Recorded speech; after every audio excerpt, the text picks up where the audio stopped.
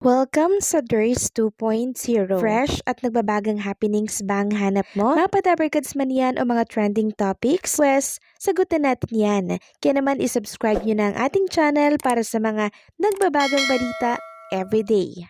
Welcome back again sa ating YouTube channel mga kadabarkads, and for today's video, ang pag-uusapan natin ay tungkol sa mga importanteng kaganapan sa loob at sa labas ng Itbulaga. So kanina, ang dami po talagang nag-enjoy mga kadabarkads dito po sa pag-guesting ni Mama Gigi Delana dito po sa programang Itbulaga, kasi syempre ang dami pong nire-request ng mga dabarkads natin online. Tapos nakakanta po ng mga favorite natin na Itbulaga host, and syempre insert Gigi Delana. Nakakatuwa lang bilang isang dabarkads na napapaunlakan po ng ibang mga singer or ng ibang artist yung pakiusap po or yung request ng programang Itbulaga para po mag-guest dito sa kanilang programa sa noontime. Ganyan po talaga mga kadabarkads pag legit dabarkads, and syempre malaking programa. Samantalang next topic naman, pag-usapan naman natin mga kadabarkads ang tungkol dito sa buhay sa labas ng Itbulaga ng ilan sa mga singing queens natin, kasi kahapon 'di ba, ang nakasama natin ay si SQ Samantha Rascal. So minsan salitan po ang mga SQ natin dito sa Itbulaga, pero ito po yung ganap sa ilan sa mga SQ natin. Meron pong nagla-live sa TikTok katulad po ni SQ KZ Bueno.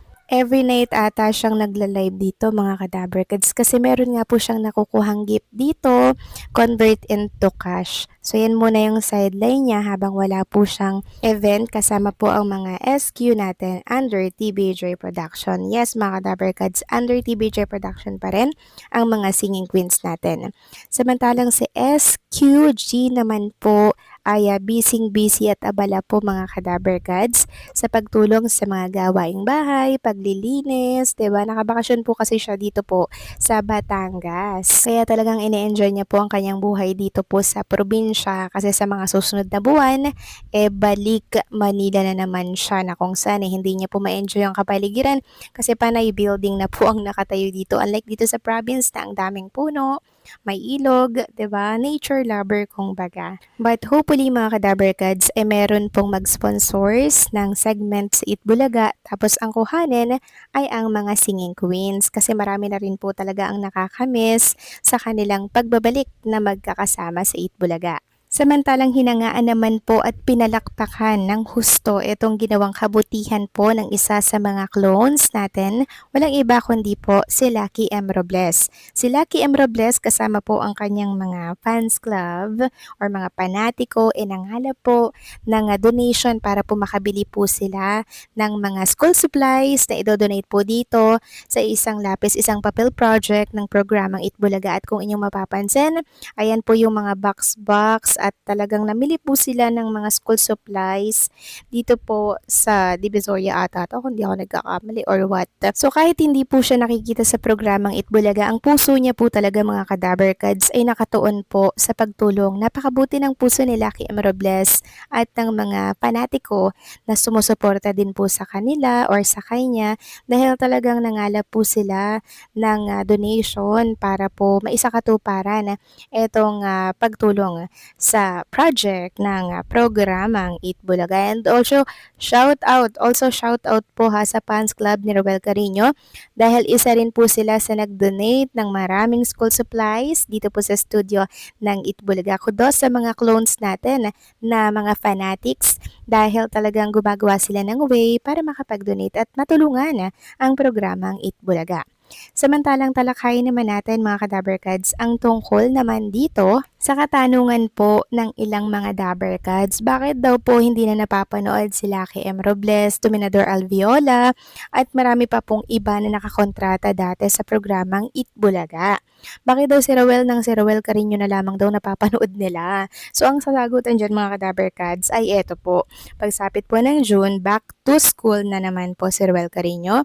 Hindi na naman natin siya makikita lagi sa Itbulaga kasi nakatuon po ang atensyon niya sa pag-aaral. Priority niya po ang pag-aaral mga kadabarkads, kaya every Saturday na lamang natin siguro siya makikita.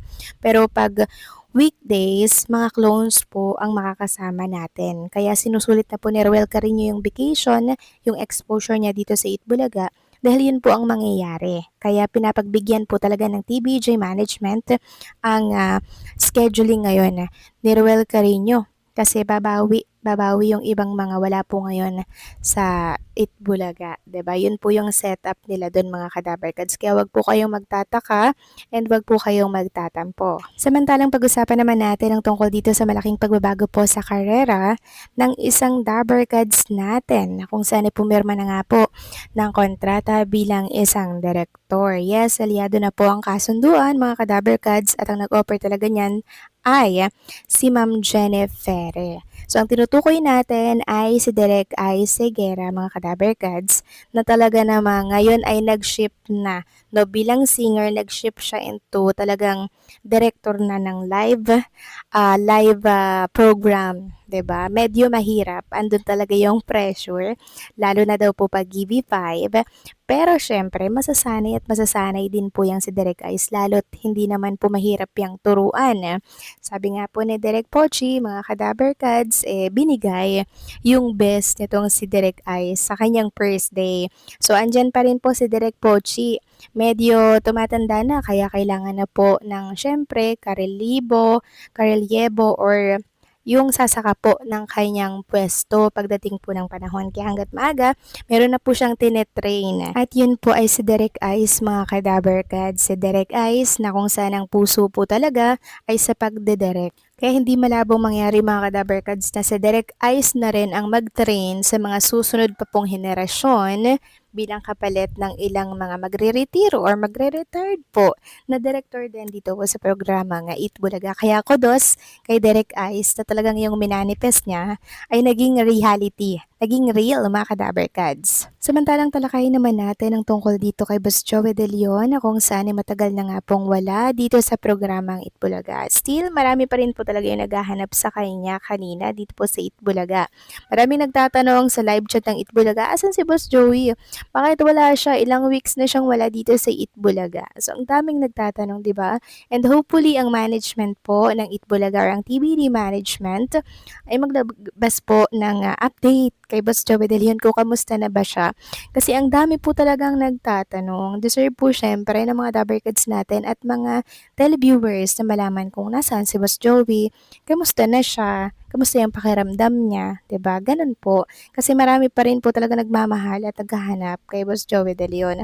Although alam natin na tumatanda na kasi si Boss Joey kaya kinakailangan po ng kanyang pahinga, ng kanyang katawan, pero syempre deserve po ng mga netizen yung paliwanag kung bakit nasaan siya para hindi na po sila magtanong, para ma-close na 'di ba yung tinatawag na katanungan at mga isyong lumalabas ngayon sa mundo po ng social media. So paano mga kadabarkads, hanggang dito na lamang po ang update natin. Maraming salamat sa patuloy po na pagsuporta.